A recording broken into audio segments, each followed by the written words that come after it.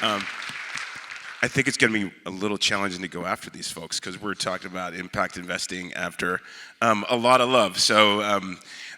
But what I'd like to do before we get into the story is give a little background around our backstory, our why, our origin story that talks about how did Thruline Network come about. Everybody's heard a little bit about the academic background and some of the service that we've done in our careers. And I remember one day I was teaching a innovation course. I was teaching a entrepreneurship course. And part of the curriculum was this quadrant showed up. And it showed corporations, and then nonprofits, and then the government sector, and then there was this box. And they talked about the fourth sector. This is about a decade ago. And if you look at fourthsector.org and the conversation about the fourth sector, it's all this mission-driven capitalism, B corporations and benefit corps, and this whole sector that struck me because it said there are some things that the government sector does well, and there's some things that the nonprofit sector does well, and there's some things that corporations do well. But there was this missing, which is now evolving part of the global economy that pulls together the mission, the impact and financial goals that we want to see happen in the world. And there's a wide diversity of the different types of companies that we see in this space, and you're starting to see this in the places that we talk about, that you've heard already today, and just the difference between the things that we work on. Like, our mission is to help build and grow mission-driven companies that address UN Sustainable Development Goals in a way that's impactful, scalable, and profitable. That's how we got started.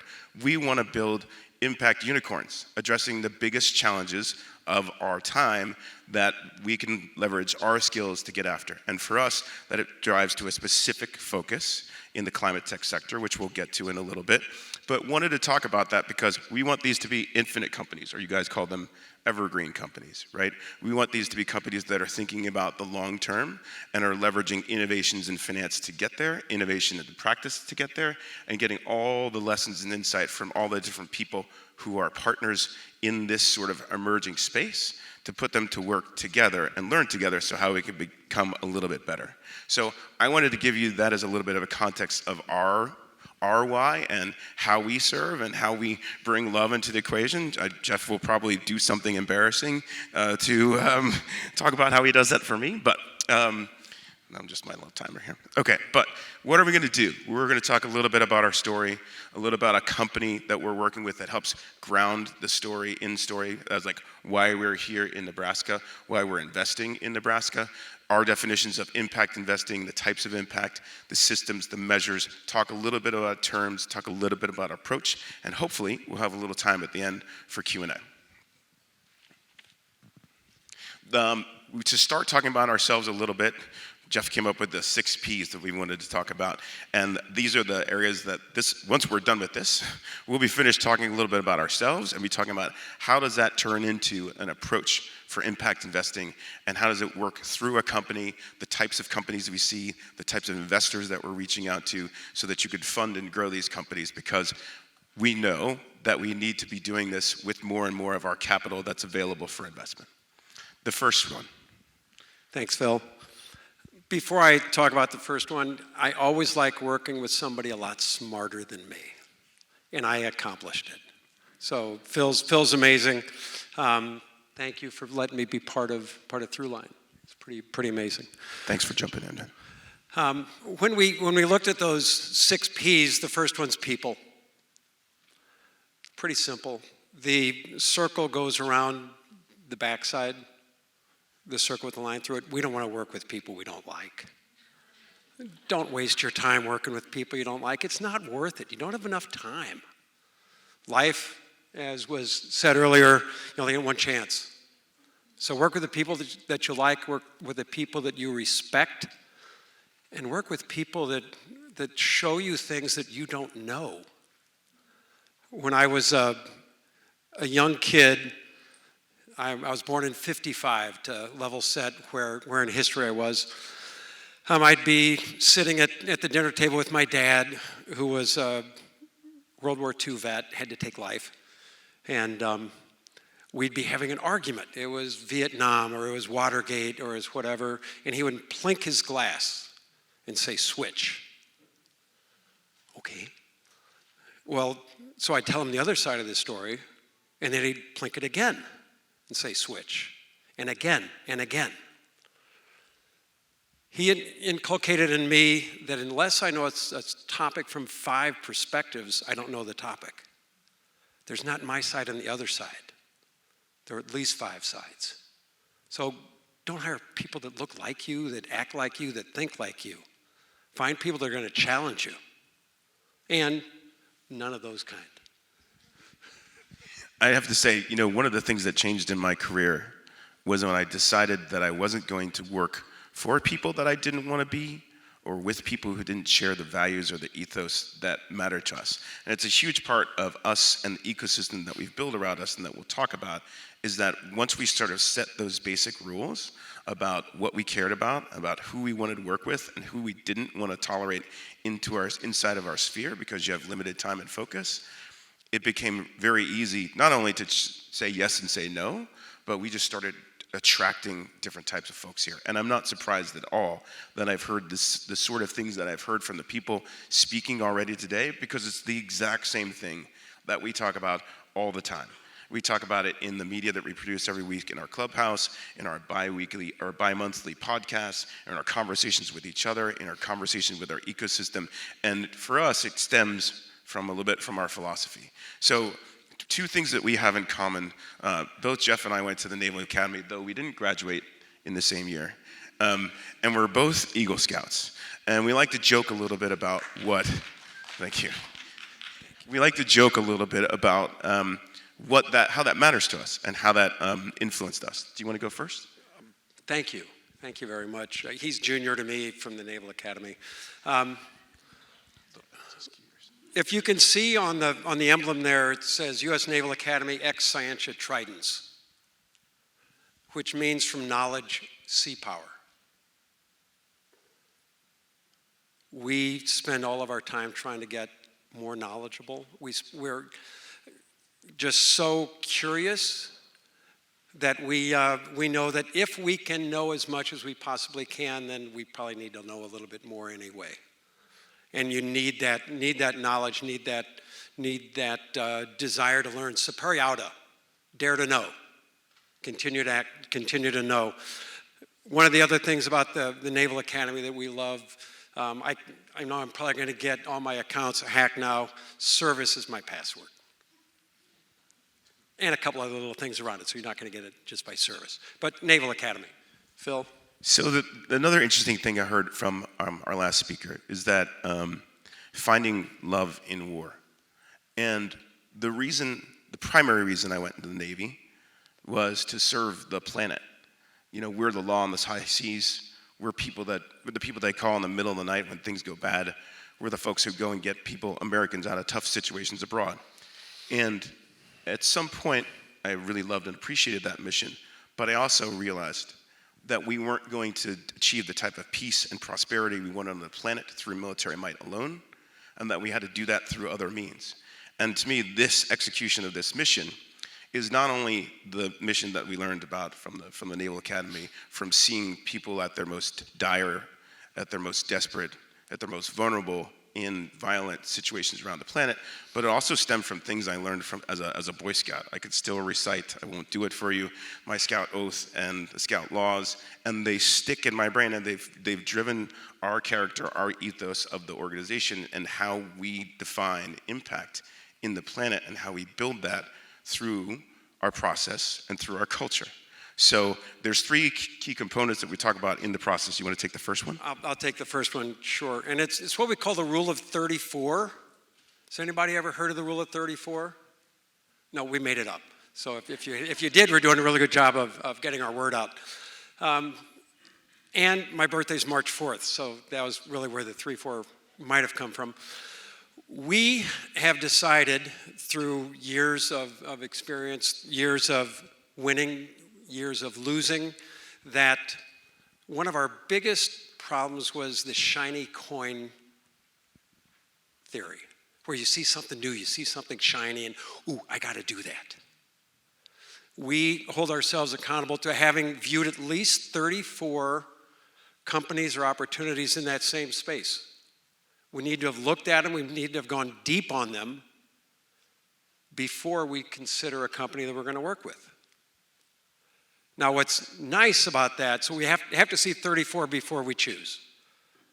We can always go back to one of the other 34, but it really raises the bar, which all the speakers have done today, really raises the bar on ensuring that we're not chasing a shiny coin. We're looking at something that we think has legs to it. If that new company doesn't exceed the best that we've seen in those 34, it's a really quick no. Probably the best discipline you can have as an investor is a really quick no. Phil? And that's something, okay, so some people might think, okay, that's a little reductive. That's a little difficult, right? Because if you're looking at 30, 40, 50 companies and you only choose one, what about the others? How do we take care of those as well? And that's part of what this concentric circles is about. First, it's talking about how we focus on where we can deliver the most value.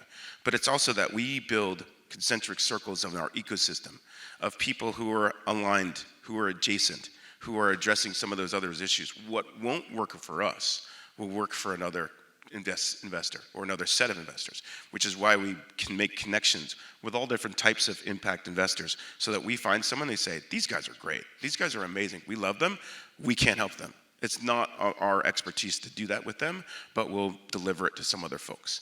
And we also have a component of this in the collaboration part. The handshake is how we collaborate with all these other folks, right? We have a close working relationship.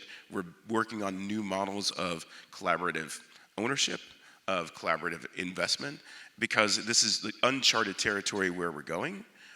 Because we really haven't been here before, and we're trying to take all those lessons to bring as many good solutions to the table as possible, because we know we need a whole lot of those solutions. We know that the planet and the environment can't wait. We know that people in desperate situations can't wait, and we need to leverage whatever resources we can to help them to move along, even if they're not in the middle of our focus. So we can deliver where we need to be able to deliver, and we can help adjacent to that. So that's a big part. Let me add one more thing there. Sure.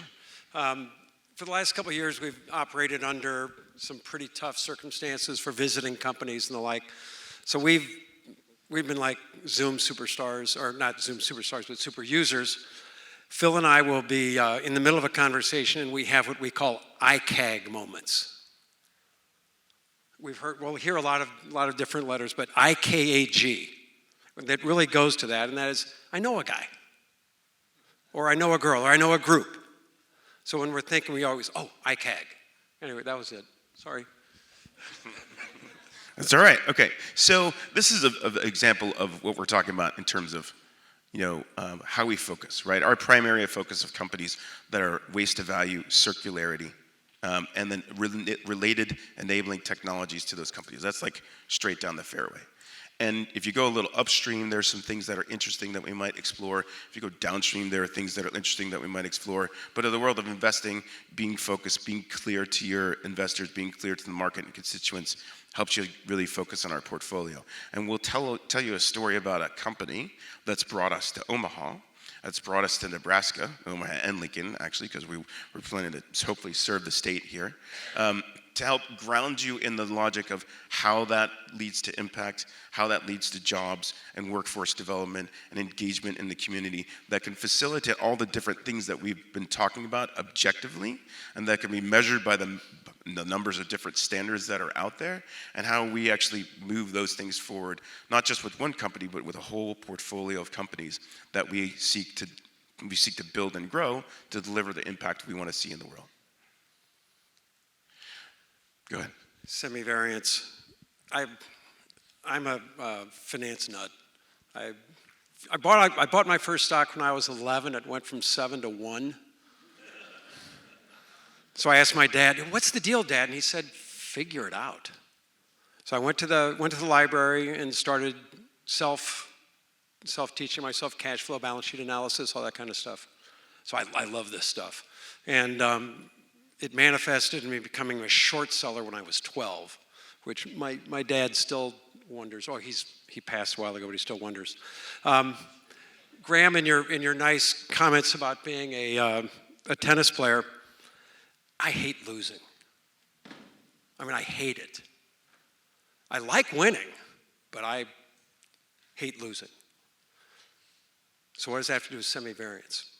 Semivariance is a financial theory that returns aren't Poisson distributed. There's not a bell curve distribution of returns, but rather that they can be impacted one way or the other. We believe, and we practice what we call a semivariate approach, and this is to give you guys ideas of how maybe you could think about doing it yourselves. So in a semivariate approach, we try to dampen the downside any way we can. Often it's through hard work. It's through making all those calls with all those different companies, knowing what works, what doesn't work. Part of it can be through structure of an investment. It seems to us that almost every company that comes in asking for advice is looking to raise $10 million, whatever the number is, but it's always this much money. Well, what are you going to use it for? Oh, we're going to raise this equity to do this, that, or the other thing. Now we start talking about congruence of stakeholders. We'll go through this company and say, what do you really need? What do you need right now? What is center to what you need? And what structure should you use? Maybe it's equity, maybe it's debt, maybe it's a combination of the two, maybe it's looking for grants, maybe it's looking for all sorts of capital that can reduce the volatility on the downside, that can keep you from failing. An example would be a company that needs that magical $10 million. After we've done all the analysis, we might say, yeah, you really do.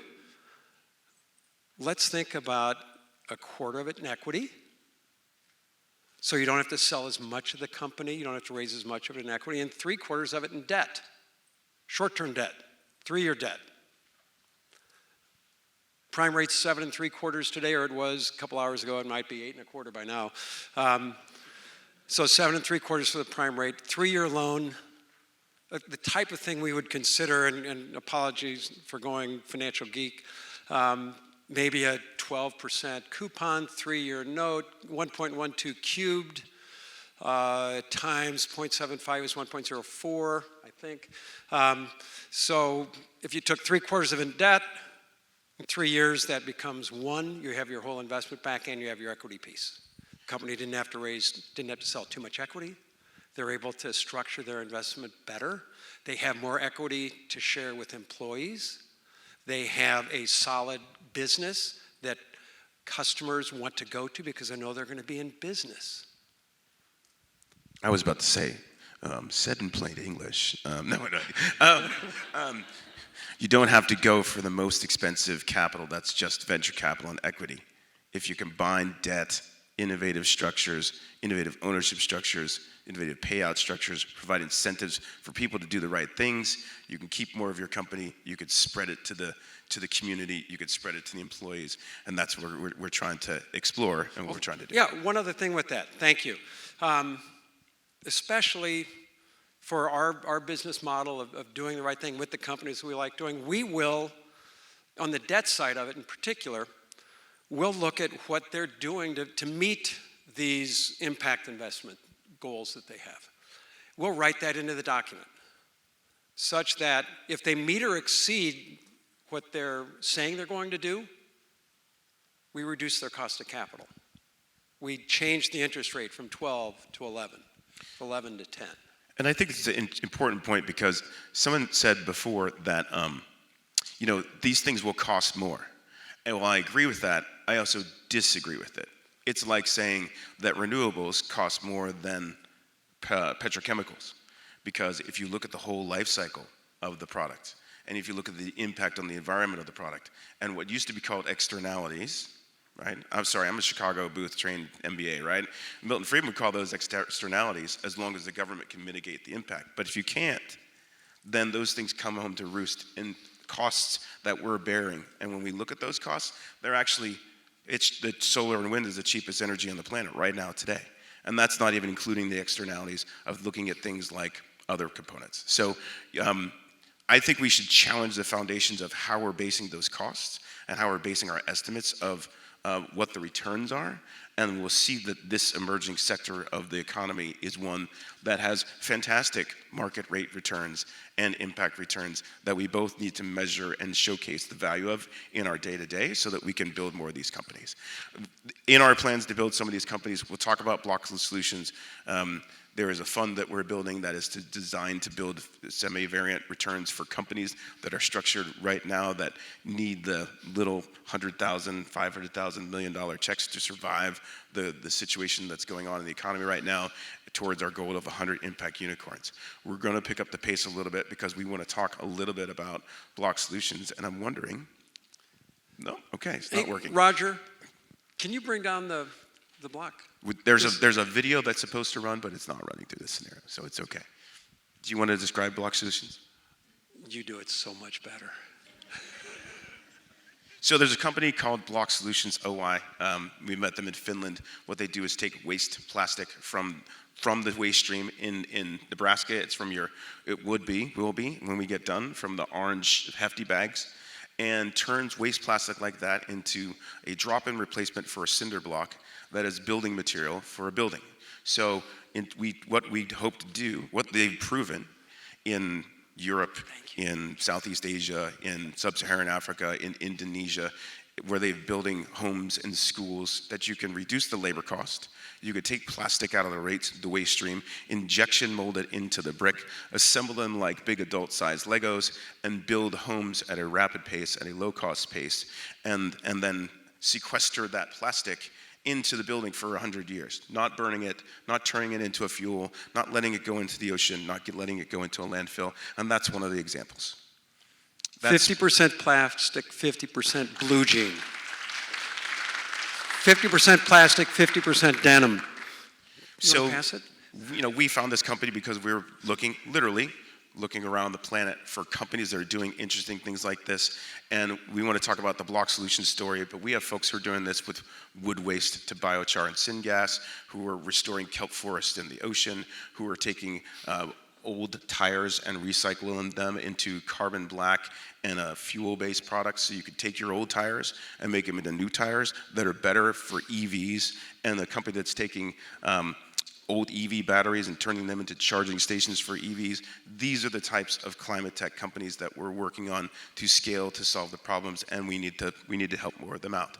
So we wanted to show the video, but we'll show the link for it. It's slow to come up. Because you could see how people assemble the blocks and how they're doing it in different parts of the world.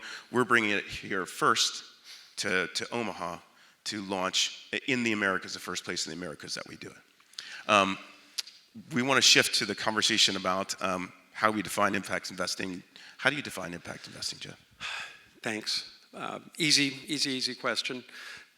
About 8 years ago, I was wrestling in bed. Something wasn't quite settling right, and this word came to me, and Graham and I talked about it. It was called trinary.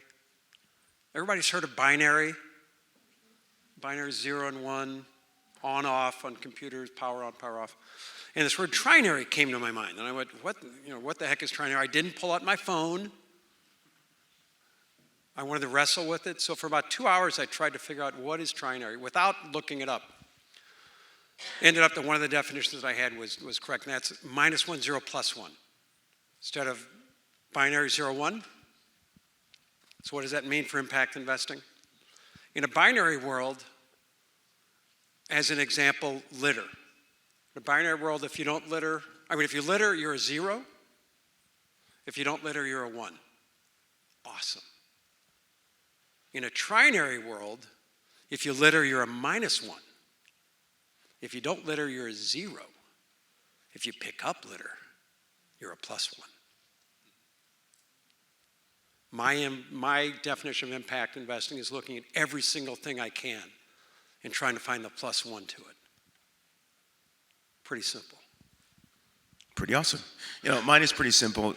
I just say it's where impact returns meet financial returns, right? We know what happens when capitalism focuses just on financial returns and talks about the downsides of externalities. We look at the impact and we try to measure those returns. I've talked with my personal beef with nonprofits. that don't try to put themselves out of business. I've talked with the CEOs of GuideStar and Charity Navigator and those that are supposed to measure how nonprofits deliver impact. I've talked with government officials about how they measure impact. I've talked with corporations about how they measure out impact, and they have not been satisfactory to me. So we're working on something that's new and working with people to push that in a new direction so that we can actually measure it and value it in businesses like these. And I think B corporations and such are all these different methodologies are to start a new direction, but we're wandering in the wilderness. There's no consensus yet. There are, as you would see, a couple leading industry frameworks like the UN Sustainable Development Goals that we are woefully behind in implementing, but they do cover a broad range of these 17 areas that talk about how to make sustainable development work on the planet. And there's also this one that I'm exploring a little bit more that I like on the right that's called the 9 planetary boundaries. And the concept behind the planetary boundaries says if you're thinking about environment, too many people focus just on carbon. They focus on all they talk about is carbon, carbon, carbon. But they don't talk about ocean acidification. They don't talk about new things that get into the environment. They don't talk about biochemicals. They don't talk about land use and water use and all the other things that can push us out of balance so that the planet isn't hospitable to human life. So we're trying to focus on how do we deliver companies in our climate tech world that address both of these boundaries, these boundary issues in the UN Sustainable Development Goals and measure to them. And the tricky thing is there's heaps of measures. One of the best platforms we found, it's out of Singapore. I've listed a dozen.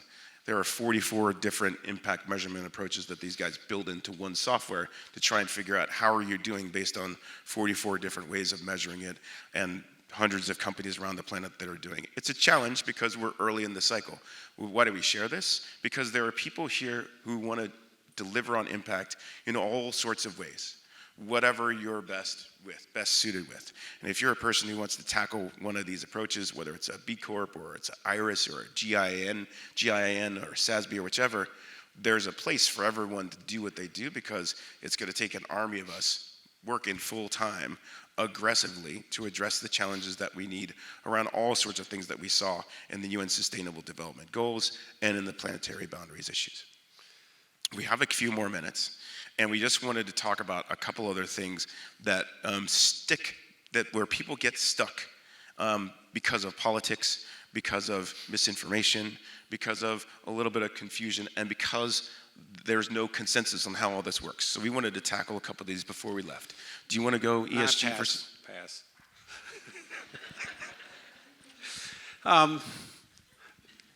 We've been up 28 minutes, and we want to make sure that you all are okay.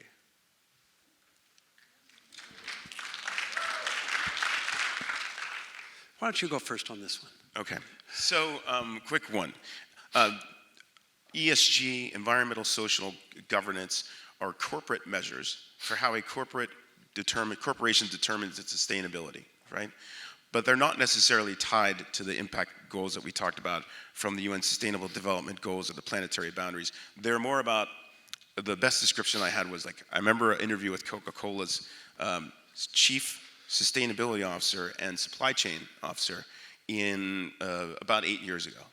And they said they did analysis on their supply chain and their growth projections for how to make Coke. And they realized that there wasn't enough sugar on the planet in 10 years to make the Coke that they wanted to have in their Coca-Cola, right? So they saw a limit to how business is done and needed to fix that, right? If you're thinking about that from a corporate ESG standpoint, that's one of the things that I think ESG does well, delivers. Versus impact, which we're talking about, how do we make sure that the people who harvest the sugar or who are properly paid, and that there aren't child workers in the factories and that sort of thing in the fields. I use those examples because a lot of times people beat up ESG. And it bleeds over to impact investing. It bleeds over to sustainability. And we need to clarify that those things are different. Because a corporation has a good ESG policy doesn't necessarily mean that they're a mission-driven company trying to deliver impact along the areas that we care about. And we have to be vigilant on the certifications and the the measurement tools that are used in order to get this kind of right. Let's go to the close. We've been up here 30 minutes. Okay, all right. Are you okay with that? I don't see now. I get my part to be geeky Okay. about. No, all right. So we're over time, but or we're almost over time because I didn't see my hook sign up there yet. But all we had really was we had a couple slides left. But let me just do one thing because I can't not say this because this is my favorite, right? Sustainability versus regeneration, right? Sustainability says we're able to do what we want to be able to do in perpetuity. Coca-Cola continuing to make Coke because they find some way to use less sugar, right? Regeneration says that I actually am rebuilding the environment, that I'm using regenerative agriculture practices here, like our colleague up there, who's rebuilding the soils through no-till ag, or through people who are rebuilding biodiversity corridors, or rebuilding the kelp forests in the ocean, like one of the companies that we're looking at. The importance is regeneration is essential because of the damage that we've done to the planet. Sustainability is not enough, and we're looking for solutions that allow us to do that. We can skip the market approach and just recap that. We talked a little through our story. We talked a little bit about a company that's doing something interesting, and we really appreciate your time and attention. Thanks so much. Thank you. Thank you, Graham.